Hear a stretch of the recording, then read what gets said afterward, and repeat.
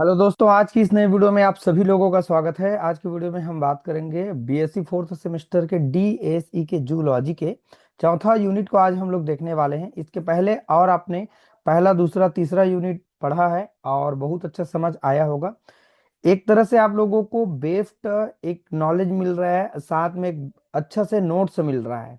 अगर इन चीजों को फॉलो करते हैं तो निश्चित ही आप अच्छे नंबर से पेपर पास करेंगे। ठीक है दोस्तों, चैनल में नए आए हो तो चैनल को जाके सब्सक्राइब जरूर कर लेना, क्योंकि इस तरह से एमपी वीडियो आपको हमारे चैनल के माध्यम से मिलेगा स्टूडेंट्स। और जो केमिस्ट्री का क्लासेस है, मैंने करीबन 4 यूनिट को अभी 4 चैप्टर को कंप्लीट किया हुआ है। अभी चल रहा है चौथा जो चैप्टर है वो।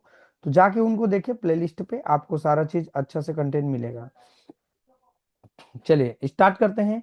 बायोडाइवर्सिटी क्या होते हैं, वर्ल्ड वाइल्ड लाइफ मैनेजमेंट क्या होते हैं, ये चैप्टर का नाम है। ये 2 वीडियो इसके अंतर्गत आपको मिलेंगे, पहला दूसरा लेक्चर करके। दो दो वीडियो में ये कंप्लीट हो जाएगा कुल मिला के। पहला जो हमारे पास जो चैप्टर है, यूनिट है, उस पर 2 वीडियो, दूसरा पर 1 वीडियो और तीसरा पर 2 वीडियो। कुल मिला के अभी तक मैंने 5 लेक्चर दिया हुआ है। तो ये छठवां है और एक और आएगा सातवां। तो ये हमारे पास 7 जो लेक्चर है उसमें कंप्लीट हो जाएगा। बायोडाइवर्सिटी क्या होते हैं, हॉट स्पॉट देखते हैं हमारे पास क्या चीज होते हैं स्टूडेंट्स। कॉन्सेप्ट ऑफ बायोडाइवर्सिटी, सबसे पहले ये समझे कि हमारे पास जैव विविधता होते क्या चीज है। सबको पता होगा कि जो हमारे पास जीव होते हैं, एक समान होने के बाद भी जो जीवों में अंतर पाया जाता है, भिन्नता पाया जाता है, रहन सहन, खान पान, उठन बैठने में, तो वो हमारे पास कहलाता है जैव विविधता, बायोडिवर्सिटी। यह जैव विविधता से तात्पर्य है पृथ्वी पर पाए जाने वाले सभी प्रकार के जीव, उनके बीच की विविधता तथा उनके द्वारा निर्मित इकोसिस्टम की विविधता से है। इसमें पौधे, जंतु, सूक्ष्मजीव तथा उनके जीन और इकोसिस्टम संबंध शामिल होते हैं। ये होते हैं हमारे पास बायोडाइवर्सिटी। समझ आते जाएगा, धीरे धीरे से आपको क्लियर हो जाएगा। सरल शब्दों में जैव विविधता जीवन के सभी रूपों और उनके बीच पाए जाने वाली भिन्नताओं का समग्र रूप है। जैव विविधता पृथ्वी पर जीवन की निरंतरता, स्थिरता और विकास का क्या होते हैं, आधार होते हैं। अगर जैव विविधता ना पाया जाए तो जो जीव होते हैं उनमें निरंतरता खत्म हो जाएगा, और जो एक स्थायी होता है, स्टेबिलिटी होता है, वो भी मेरे बच्चों क्या हो जाएगा, कम हो जाएगा। ठीक है, ये डायग्राम आप देख सकते हैं। थोड़ा सा अलग अलग प्रकार के प्रजाति इस पर्यावरण में निवास करते हैं, रहते हैं। ये होते हैं हमारे पास biodiversity. Origin of the term biodiversity, कि इस शब्द की उत्पत्ति कैसे हुई है। बायोडाइवर्सिटी शब्द के हमारे पास 2 शब्दों से मिलकर बना है। एक तो है बायो बायो का मतलब होता है जीवन, और डाइवर्सिटी का मतलब होता है विविधता। इस शब्द का प्रथम प्रयोग है ना वल्टर जी रेसन ने 1986 द्वारा किया गया था। बाद में ई विल्सन ने इसे वैज्ञानिक रूप से क्या कर दिया, लोकप्रिय बनाया गया। लेवल ऑफ बायोडाइवर्सिटी, जैव विविधता के स्तर क्या है। जैव विविधता को मुख्यतः 3 स्तर में समझ सकते हैं। पहला है हमारे पास जेनेटिक डाइवर्सिटी, यह किसी एक ही प्रजाति के जीवों के बीच पाए जाने वाले जीनों की विविधता को दर्शाते हैं। चावल, गेहूं, मक्का की विभिन्न किस्में एक ही प्रजाति के पशुओं में रंग, आकार और रोग प्रतिरोधक क्षमता का क्या होता है, अंतर होता है, महत्व पढ़ सकते हैं। दूसरा इसका स्पीसीज डाइवर्सिटी, प्रजाति विविधता क्या होते हैं। यह किसी क्षेत्र में पाए जाने वाले विभिन्न प्रजातियों की संख्या और उनकी सापेक्ष प्रचुरता को दर्शाते हैं। उदाहरण है उष्णकटिबंधीय वर्षावन और कोरल रीफ, ये सब इसके अंतर्गत आते हैं। इसके 2 भाग बनाए गए हैं, देख सकते हैं। प्रजातियों की संख्या और दूसरा है प्रजातियों का समान वितरण। अगला है इकोसिस्टम डाइवर्सिटी। ये 3 प्रकार है, आप ऊपर में देखें। ये पहला जेनेटिक है, और दूसरा आपका स्पीसीज है, और तीसरा है इनका इकोसिस्टम डाइवर्सिटी। यह विभिन्न प्रकार के इकोसिस्टम की विविधता को दर्शाते हैं। उदाहरण है वन, घास भूमि, मरुस्थल, जलीय तंत्र, ये सब इसके अंतर्गत आते हैं। अब इसके करेक्टर क्या है, इसकी विशेषता क्या है, ये भी आप थोड़ा देख सकते हैं। हाई वेरिएबिलिटी है, उच्च विविधता है, देख सकते हैं इसके अंतर्गत क्या क्या आते हैं। और असमान वितरण है, अनइवन डिस्ट्रीब्यूशन है, और डायनामिक नेचर है, अर्थात गतिशील प्रकृति है। और इसके अंतर्गत और आपको देखने के लिए मिलेगा परस्पर निर्भरता है। इसके चीजों को आप रोक रोक करके नोट्स बनाएं, सभी लोग नोट्स बनाते जाएंगे तो चीजों को आप कर पाएंगे। ऐसे देखेंगे तो समझ में नहीं आएगा। लैंग्वेज इजी है लेकिन इनको याद आप करेंगे नोट्स बना के, है ना। फ्री क्लासेस है बच्चों, आप जो भी अपने मित्र हैं, दोस्त यार हैं, उन लोगों को चैनल को शेयर करें जरूर। चलिए और देखते हैं।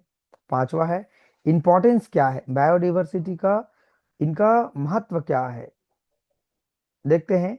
हालांकि यहाँ विस्तार नहीं किया जा रहा है, फिर भी अवधारणा को समझने के लिए यह जानना आवश्यक है कि जैव विविधता इकोसिस्टम बैलेंस बनाए रखती है और प्राकृतिक संसाधनों का बेस होता है, आधार होता है। मानव जीवन की गुणवत्ता क्वालिटी से जुड़ी होती है, देख सकते हैं यहाँ पर।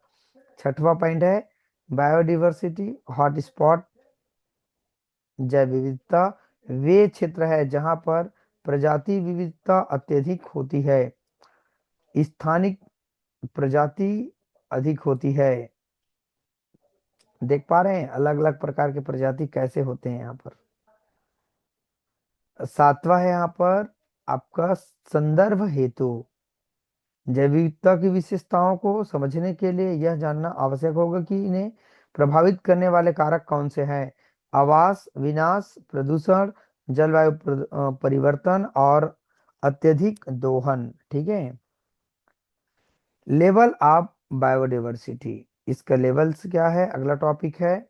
जैव विविधता के स्तर, इंट्रोडक्शन है, इसके परिचय है। बायोडाइवर्सिटी जैव विविधता पृथ्वी पर पाए जाने वाले सभी जीवों, उनके बीज की विविधता तथा उनके द्वारा निर्मित इकोसिस्टम की विविधता को दर्शाती है। जैव विविधता केवल जीवों की संख्या तक सीमित ही नहीं है बल्कि उसमें आनुवंशिक विभिन्नताएं, प्रजातियों की विविधता एवं इकोसिस्टम के संरचना और कार्यप्रणाली शामिल होते हैं। बिल्कुल सही बात है, जैव विविधता का जो स्तर है वो बड़ा लेवल पर है। जैव विविधता को वैज्ञानिक रूप से समझने और उनका अध्ययन करने के लिए इन्हें तीन स्तर में बांटा गया है। आप देख सकते हैं इनके तीन प्रमुख स्तर है, क्या क्या है समझते हैं। देखो यहाँ पर एकदम क्लियर दिखाई दे रहा है, जेनेटिक, स्पेसिफिक और स्पीसीज, और एक और है इकोसिस्टम डाइवर्सिटी। सबसे बड़ा है इकोसिस्टम डाइवर्सिटी, ठीक है। लेवल ऑफ बायोडाइवर्सिटी, जैव विविधता के स्तर क्या है। जैव विविधता को मुख्यतः निम्नलिखित तीन स्तर में बांटा गया है। आनुवांशिक विविधता, प्रजाति विविधता और पारिस्थितिक तंत्री विविधता, ये तीन भाग में बांटे गए हैं। और ये चीज आपने ऊपर देखा, अब इसको आप जरूर पढ़ सकते हैं। वीडियो को मैं थोड़ा सा रोक दिया हूँ, उदाहरण तक आप देखें एक पेज को, फिर अगला पेज चलते हैं हम। 133 पेज है ये। आप बस थोड़ा थोड़ा वीडियो को रोकते जाना और लिखते जाना, फिर सब चीज कवर हो जाएगा, ठीक है। काफी अच्छा है बच्चों, मेहनत तो करनी पड़ेगी, बिना मेहनत से फल नहीं मिलता है, ये बात ध्यान रखिएगा। महत्व भी है, देख सकते हैं। इकोसिस्टम डाइवर्सिटी क्या होते हैं। इकोसिस्टम डाइवर्सिटी से तात्पर्य पृथ्वी पर पाए जाने वाले विभिन्न प्रकार के इकोसिस्टम की विविधता से है। इनमें जीवित और निर्जीव घटकों के बीच होने वाले अंतर क्रियाएं शामिल होते हैं। टाइप ऑफ इकोसिस्टम, स्थलीय पारिस्थितिकी तंत्र में आपका वन, घास भूमि, मरुस्थल, ये सब आते हैं। जलीय इकोसिस्टम में आपका नदी, झील, समुद्री तंत्र, ये सब आते हैं। इकोसिस्टम डाइवर्सिटी के उदाहरण देख सकते हैं, अलग अलग है यहाँ पर, इसके महत्व भी पढ़ सकते हैं। अब है students relationship among level of diversity, इसका तीन स्तर एक दूसरे से गहराई से जुड़े हुए हैं, बिल्कुल पढ़ सकते हैं वीडियो को रोक करके। अगला टॉपिक है हमारे पास हॉटस्पॉट ऑफ डाइवर्सिटी, जैव विविधता हॉटस्पॉट। इंट्रोडक्शन है। बायोडिवर्सिटी हॉटस्पॉट वे विशिष्ट भौगोलिक क्षेत्र होते हैं जहां अत्यधिक जैव विविधता पाई जाती है, विशेषकर स्थानिक प्रजाति और जो वर्तमान में मानव गतिविधियों के कारण गंभीर खतरे में हैं। इन क्षेत्रों में पौधे और जीवों की अवधारणा विविधता पाई जाती है, लेकिन वनों की कटाई, शहरीकरण, औद्योगिकीकरण और जलवायु परिवर्तन के कारण इनका अस्तित्व संकट में है। हॉटस्पॉट की अवधारणा संरक्षण जीव विज्ञान में अत्यधिक महत्वपूर्ण है, क्योंकि सीमित संसाधनों के माध्यम से अधिकतम जैव विविधता को सुरक्षित करने का यही सबसे प्रभावी तरीका होता है। देखो यहाँ पर डायग्राम देख सकते हैं, कितना अच्छा मैंने डायग्राम को भी लिया हुआ है आप सबके लिए। Origin of the concept of the diversity hotspot बिल्कुल पढ़ें आप सब लोग, वीडियो को थोड़ा रोकते जाएं, कठिन नहीं है पार्ट, आपको इजी लैंग्वेज में समझ में आ जाएगा। ठीक है, इस तरीके से आप चीजों को अच्छे से करें। अगला टॉपिक है हमारे पास major diversity hotspot of the world. विश्व के प्रमुख जैव विविधता हॉटस्पॉट क्या होते हैं, थोड़ा ऊपर लेके चलते हैं। ठीक है, कुछ प्रमुख वैश्विक हॉटस्पॉट निम्नलिखित है। ट्रॉपिक एडेंस मैंने मेडेस्कार एंड इंडिया ऑक्सिन इवलैंड और सैंडललैंड, ये अलग अलग इनके क्या हॉट स्पॉट है, नाम है इसका। बस वीडियो को थोड़ा रोकते जाना और सब लोग पढ़ते जाना। 140 पेज है बच्चों, ये लीजिए। ठीक है, सब लोगों को समझ तो आ जा रहा होगा, बस वीडियो को थोड़ा से आप रोकते जाइए। और ये बना बुनाया भोजन है, बस आप लोगों को खाना है इसको। देखते हैं इंद्रावती राष्ट्रीय उद्यान, स्थिति इनका परिचय है। यहाँ पर छत्तीसगढ़ में कुल 3 राष्ट्रीय उद्यान है। इंदिरा गांधी, कांकेर घाटी, गुरु घासीदास राष्ट्रीय उद्यान। ये देखिए, सबको लगेगा कि हम इन्वायरमेंट पढ़ रहे हैं, पर्यावरण पढ़ रहे हैं, बहुत इजी है।